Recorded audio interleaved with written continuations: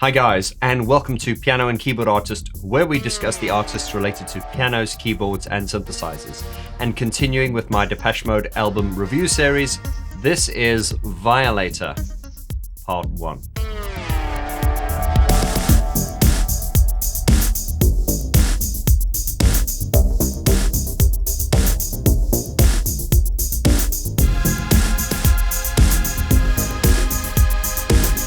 Before we get started, I would like to propose a toast. Today is the 14th of February 2021, and that means Mr. Daniel Miller turns 70 years old today. So I would like you to join me in congratulating Daniel Miller as we raise a glass to you. Daniel Miller, thank you, sir, and may you have many, many more. Happy birthday to you.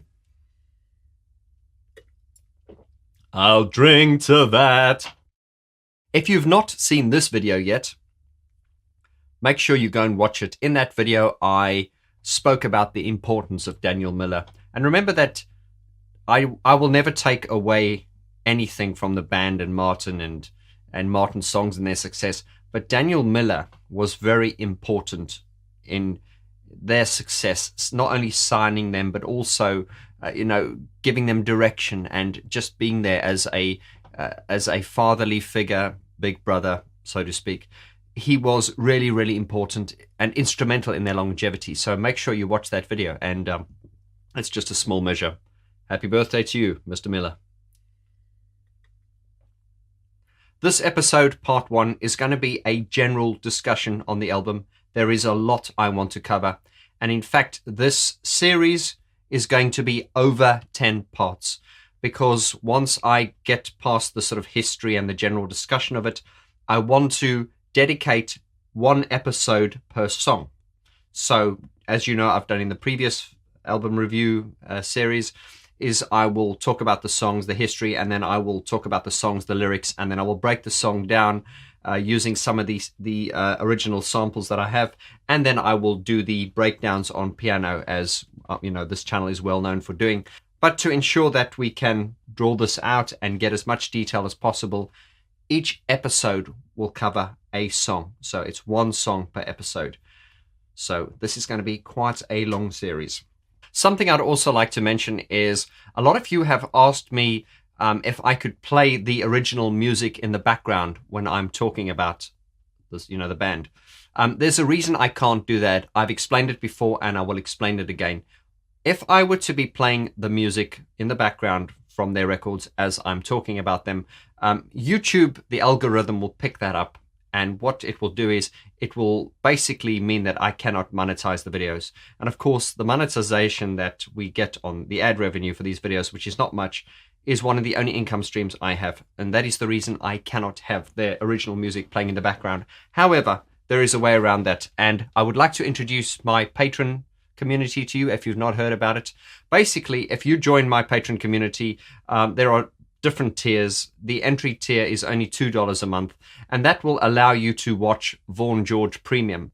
What Vaughn Premium is basically the same videos which you see here on YouTube, but they are slightly longer with a little bit more detail.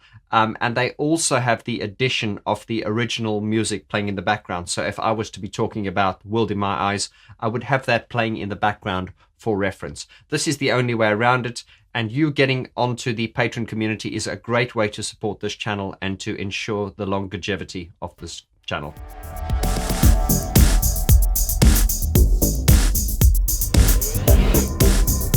And continuing with tradition, as we do whenever we start a new album review series, we do a recap of the story so far. And the story so far, they have released in 1982, Speak and Spell. Now, we all love this album. We love all the albums. And I've always spoken about Speak and Spell as being a very honest album. And what I mean by that is there's no sampling or anything from here. Speak and Spell to me really is what I like to call from synthesizer to tape. There's no sort of like atmospheres or, found sounds or sampling. It really is just it's almost like a very polished demo. And that is what I love about this record. It's just its eyes wide open honesty and sincerity. And it has great songs and a wonderful album. Go and check my album review series, which started couple of years ago, and this was the first one I reviewed. 1982, of course, saw the release of A Broken Frame, and this one with the award-winning album artwork sleeve design of photographer Brian Griffin. This album, really, as we know, Vince had left, Martin was left, was kind of thrust in the position of being a songwriter. I also spoke about, I think because they were so young, you know, when you're young, you kind of like just go ahead with things. I think if they were older and Vince had left, that would have probably ended the band. But because they were so young, it was kind of like, yeah, I'll do it. I'll step forward. I always talk about Vince Clarke's departure being a very good thing because I love Vince Clarke. And if he didn't leave, we would have never got Yazoo and Erasure. And do I need to say more? The sound of this record obviously is very different to Speak and Spell. It has a lot more of a moody feel. And what I always loved about this artwork is this artwork, this cover, that grey sky. When you listen to songs like The Sun and the Rainfall, this artwork really fits well with it. I mean, The Sun and the Rainfall's got this really sort of moody sound, but it also has this hopeful light in it, which is synonymous with a lot of Gore's songs. They're not just dark. And of course, if you know the story behind this, check out my album review series when I interviewed Brian Griffin, and he talked about when he photographed this iconic photo. They were struggling, and then at one particular moment, you know, just for a brief second, you know, the skies came open and the sun came through, and this is the moment they caught. And this imagery just works perfectly together. But this also is a lot more atmospheric than Speak and Spell. Speak and Spell is a very from synthesizer to tape, as I say, like a polished demo. But this one is definitely an album that was quite risky because Vince Clarke had left as the chief songwriter, but they pulled it off, and I will always have a soft spot in my heart for this album, as I'm sure you will as well. 1983, we got this one, Construction Time again. Notice how there were not 4-year gaps in between each album at this stage. They were very prolific and they were very focused and they worked very, very hard. Now, this album was the first collaboration with Gareth Jones, and Gareth Jones, the co-producer of this album, really introduced them to sampling. This is where they really came into themselves. This is where they really made a statement, and this was the sort of point where they showed people, look, we're not a cheesy teeny bop boy band. We are serious. What I've said in so many of my album review series as before is that this album, and indeed the one after this and the one after that, you've got to remember how young they were. They were in their early 20s when they did this. And when I look at this, and I just think, there is no way I could have done this in my early 20s. There was a great sort of maturity and sort of like grown-upness about them. But then, of course, I keep giving a lot of credit to Daniel Miller and the great mentorship that he gave them. And indeed, Gareth Jones, as you know, who we've interviewed on this series as well, speaks very fondly of this period. And I think Gareth said that the first sort of gold disc he got was for Everything Counts. So this is a very, very important album to Gareth Jones. And Construction Time again is, of course, the album where Alan Wilder had now officially joined, and he was on this album. He was around about the makings of the previous album, but apparently he was not actually in the studio involved in that. And of course, he was involved in this. And this really was, as the title says, construction time again. It's almost like Vince has left. We're rebuilding from scratch. And this is kind of like the foundation, the core for the great Depeche Mode, which we have now. 1984 sees this one, Some Great Reward, once again with the sleeve design by Brian Griffin. As I say, Brian Griffin did the first 5 album covers, and you can see all those interviews I've done with him on those sleeve covers right here in the description below. This album, once again, upping the ante, taking the sampling and the sound a step further. The discussion they had before they made this album was they wanted to make this a harder, more edgier sounding record than the previous one.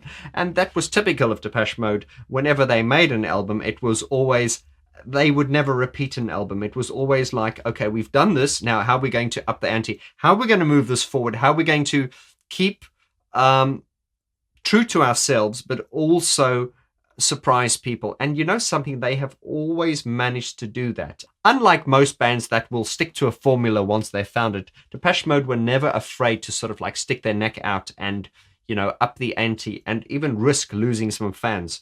So full respect to them. This is a marvelous album. This really is a marvel of, we can say, songwriting versus composition versus found sounds versus sampling. And this really was, the album before that was sort of like the album that showed people, okay, we are to be taken seriously. But of course, by the time this came out, you know, when People Are People first came out, people were really, really taking them seriously now at this point. And of course, the haters will always be haters, but nobody could really put them down, and people had to realize that Depeche Mode from this point onwards were indeed a force to be reckoned with. In 1986, Depeche Mode returned to release this masterpiece, Black Celebration. And I have said that the only reason I believe this album was released was because of Daniel Miller, and what I mean by that is, if Depeche Mode was signed to a major label following the success of Some Great Reward, they would not be allowed to release something like this. Because think of Some Great Reward when you had songs like People Are People, Master and Servant, which are quite sort of upbeat and dancey. There is nothing really upbeat and dancey on this, I suppose, except for New Dress. This is very concept. This is very dark, very underground. And this is why I give Daniel Miller so much respect, is because he allowed them to release this. Any major label, if Depeche Mode was signed to EMI, they would have been told, you cannot release this. You know, it's too underground, it's too dark, there's nothing that will be played on the radio, and that would have probably been the end of the band. Indeed, Daniel Miller had that discussion with Martin when Martin presented his demos. He said, you know, it's too dark, it's too downbeat, it's not going to be played on the radio. Martin took offense to that, and I think he buggered off for a while and came back. But anyway, the rest is history. We got this, and this is one of my, and I'm sure one of your favorite Depeche Mode albums of all time. The boys returned again in 1987 to release this masterpiece, Music for the Masses, and this time they teamed up with producer Dave Bascombe, who was best known for producing songs for The Big Chair for Tears for Fears at that time. And I have said that if you listen to Shout, Shout, Let It All Out, and you listen to I'm Taking a Ride with My Best Friend, Never Let Me Down Again, there are sort of sonic similarities between the two, and I think that is down to Dave Bascombe. But Dave Bascombe was a co-producer, and he did help them bring out the best in themselves, and they produced this. And this is very much a fan favorite and one of the sort of top Depeche Mode albums in their catalogue.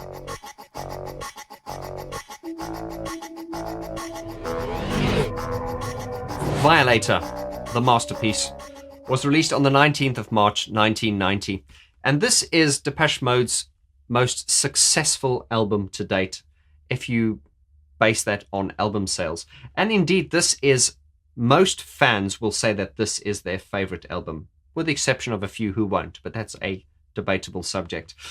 This album is characterized by its jet black finish and this red rose with the, and it's cut in half with Violator written in the middle. And I just love the back. It's jet black as well, just with the titles. Excuse me, vinyl sniff. This is the gatefold here, and if you open in the middle, there's Martin hugging or cuddling a naked woman. Martin, you kinky bastard! Now, the title to Violator apparently was tongue-in-cheek. This was Martin and them trying to sort of come up with a title that was like so over the top, like with like Metallica and all those heavy metal bands at the time. So they wanted to come up with a title that was so over the top, and apparently Violator was the title they came up with because they thought it was funny and over the top. Well, no one's laughing now, not even Martin, the boy with a golden laugh. And of course, Martin and the band have a great sense of humor. I believe that Music for the Masses came about when Martin saw an album called Music for the Millions. Therefore, they called their album Music for the Masses. So there's always a little bit of tongue-in-cheek with Depeche Mode.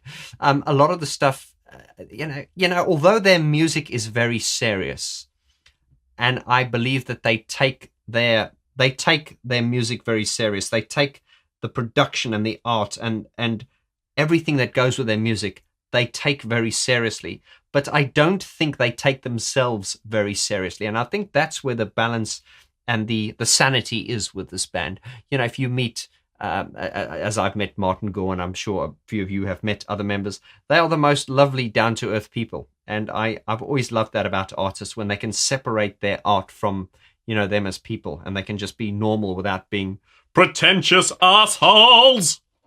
There were 4 singles released to promote this album, the first being in 1989, being Personal Jesus. Now, Fletch did talk on documentaries how they as a band are very cynical, and they always think, you know, that the songs are going to do badly, they're not going to chart, no one's going to like it. But as Fletch said on that same documentary, that Personal Jesus turned out to be the top-selling 12-inch in Warner Brothers history, and indeed Personal Jesus was a groundbreaking record. And everything about that record said, here's Depeche Mode, but in a way you've never ever heard them before. And they continued to do this with every album after that as well. And of course, when they released Enjoy the Silence, that was the first song that got me on board as a fan. You guys know the story of how when I first heard those opening chords and the opening guitar riff to Enjoy the Silence, my life has never been the same again. And that might sound dramatic, but it was that point that put me onto the path that I am now. So I've got so much respect to Martin and the band for that. The third single was Policy of Truth, and the fourth single was World in My Eyes, all which will be covered in a lot of detail in future episodes in this series. The studios where this was recorded was in Logic, Milan, Puck. Unfortunately, Puck Studios burned down this year, which was very, very sad. Denmark and New York and London. So this was done pretty much across the world. We're not going to get into it now, but the mixing on this record, I mean, everything on this record is phenomenal. Francois Kervorkian did some outstanding mixing on this record, and that's going to be a separate video in itself. But some of the background on this record, up until this point, whenever they did a record, Martin would submit demos, and very often Martin would submit demos which were very close to the end product. Not sonically, but all the music parts were there. For instance, if you've ever heard the demo of Shake the Disease, of course, the demo of Shake the Disease sounds nowhere as great as the finished product, but you can hear all the little parts, the doot-doot-doot, doot-doot-doot, and the da-da-da-da. All the parts are there. So it was really, here we go, Alan. And Alan going, oh, I see what you're trying to do here. Okay, all right, Mart. All right, Mart. You and Dave and Fletch go and have a drink. I'll do this. Yeah, okay. So that is how they rolled up until this point. Martin would present very, very full demos.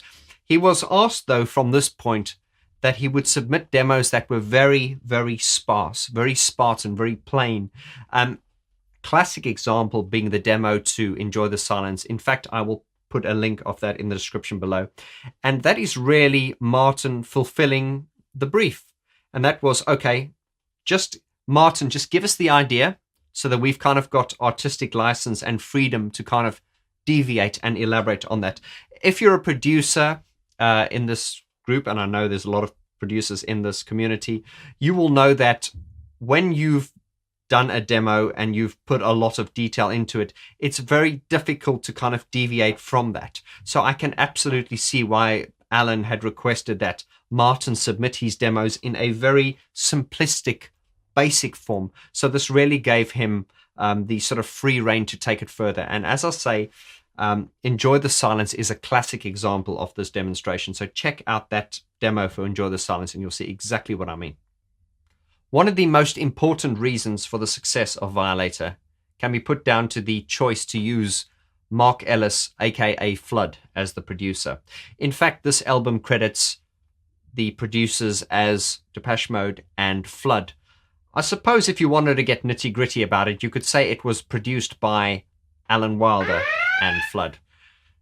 Now, if you think I'm getting all fanboy, that's not taking anything away from Martin. Remember, I am very, very clear on the fact that these are Martin's songs. And when people get really, really fanboy about Alan, I'm saying, look, it's not a competition. But Alan did have the privilege of working with great source material. That is a very big and separate subject. But really all you need to know is that the combination of Mark Ellis, Flood, and Wilder was like a match made in heaven. It formed the foundation to the next album as well, the momentous Songs of Faith and Devotion. Flood had the know-how and the knowledge. Remember, Alan was classically trained, so he had all these sort of, he could take an idea, and because he had not only the talent, remember I've said if Alan didn't study music, I believe he would still be brilliant, but he happens to have this natural ability which was amplified by his classical training. And then meeting someone like Flood, who is, not only a boffin, he also understands musical ideas. Alan Wilder spoke in a documentary how they liked Flood. He seemed like the perfect idea because Flood understood what they call screwdriver work. Like he knew how to program a sampler. He understood music production. He understood arrangements. There are different types of producers. Some producers are just very technical. Some are very sort of, they're more engineers. But Flood really was a producer that understood composition. He understood programming of, not only programming of the song from a MIDI point of view to the end product, but he also understood sampling, and he was just very, very technical. He understood analog synthesizers. He understood modulars and everything. So he was really a 360 producer, and he taught Alan a lot. Because Alan, obviously being a genius musician, coming in there with these great ideas, going, okay, I'm going to work with Flood. Flood, this is what I've got in mind. How do we do it? And that is how I think this transpired, is that Alan was left to take Martin's songs. Martin, you and Fletch go out to a pub. Yeah, Dave, go along. Yeah, don't get drunk. Come back later. Okay, thank you. Bye. He'll send them off, and then they'll come back. And while they're away, while the children are away, Uncle Alan and Uncle Flood will work on these songs. So they've got great songs, thanks to Martin, and they will work on this. So Alan can go, okay, this is the idea. I know what I want it to sound like, but I don't quite technically know how to do it. Flood, how do we do this? And that's where it started. And I believe that working with Flood is what made Alan a far better producer. And I'm sure that Flood learned a lot from Alan too. Why is Mark Ellis called Flood? Here's a bit of useless information for you. Apparently, back in the day when Flood just joined a recording studio, he started off as a T-boy, as you do when you're trying to get into studios. And what do you do when you get into a studio? You sweep floors and you bring biscuits to the control room and you make tea. And apparently he used to overfill the cups so much that they used to flood the saucers. And that's apparently how he got his name Flood. Don't know if it's true, but it's a good story, you've got to admit. We will have a separate video on the sound of this record, but just briefly speaking, I always marveled by the organic sound of Violator. And what I mean by that is, of course it's made with synthesizers, but the sounds sound really from the earth. What do I mean by that? It's just that it doesn't have that diggy kind of like synthesizer-y type sound, which is very obviously synthesizer. It has like sounds in there that you go, okay, what the hell is that sound? You know rationally that it is a synthesizer. And there are many examples of that. But this to me just has a very round, a very sparse, a very organic sound. It has a very techno-y type sound. And when I say techno-y, I don't mean boom. You can hear the Kraftwerk influences in there. It has a very sparse, a very open sound. It's very minimalist if you compare it to Music for the Masses. Music for the Masses was very epic. It was very grand. Think of Little 15, those sort of orchestral layers. Think of Never Let Me Down Again, which is very epic and grand. Now, I'm not saying this isn't epic and grand, but this has got a very simplistic sound. It doesn't have as many parts. However, on first bluff, you might just hear a sound, but when you strip that sound back, There is a lot going on that one sound. This album just breathes. It's not cluttered. It's open. It's sparse. And what gives this album so much power on many of the songs is the space between the sounds. That is something you learn as a producer when you're trying to make a song powerfully. You know, you throw loads of things in, and you learn through trial and error, and usually through lots of mistakes, is that the best way to make something work is to take it's what you don't put into it. And there are so many examples which we will talk about on the episode, which is especially about the production on this, where I will talk about what makes the song work and why I feel it works. I get completely fanboy with this. It really is simplistic, but it is complex at the same time. There are orchestral layers in this, and the way this record flows from beginning to end. I use this for people that I coach. I go listen to this, and they go, "I'm not a Depeche Mode fan." I'll be, "Look, if you're not a Depeche Mode fan, I can't work with you." No, I don't say that. But what I'm saying is, just the way this album starts, and remember, the way an album flows is very important. You know, if you're from my generation where we used to buy vinyls, you know, you'd take them and you'd smell them, and you put it.